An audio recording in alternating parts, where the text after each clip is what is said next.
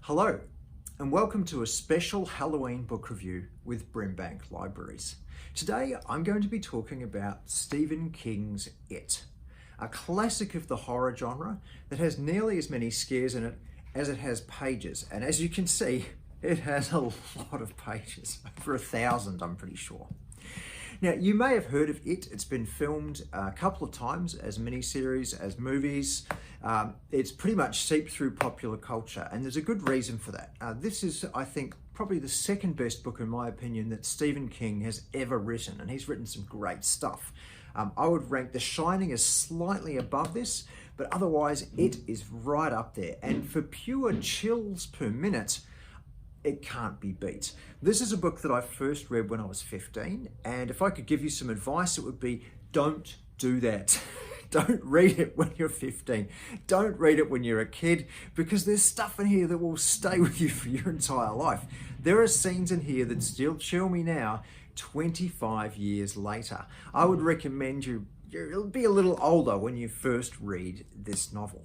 So the story is about seven young people in a town in Maine.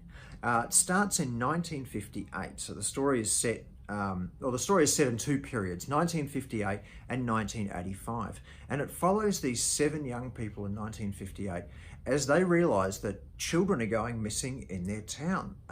And this is not the first time that this has happened.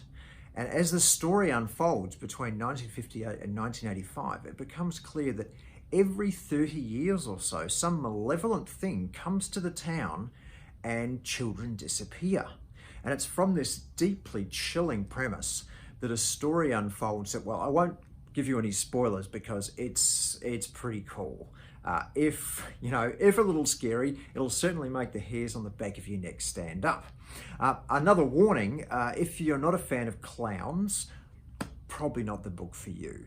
You may have heard of Pennywise, who is a character in this. You would have seen the film posters with a pretty evil looking clown on them. So if you're not a big clown fan, this is only going to reinforce your clown phobia. So please step away from this one. But anyway, the story follows these seven people when they're young in 1958, and then in 1985 when they're older, trying to uncover what's going on and uncovering something truly shocking. I won't say too much more other than it's just Stephen King at his absolute brilliant best, just so descriptive and evocative of the 1950s, as he always is in his novels. He just brings that era to life. And of course the 1980s when this book was written.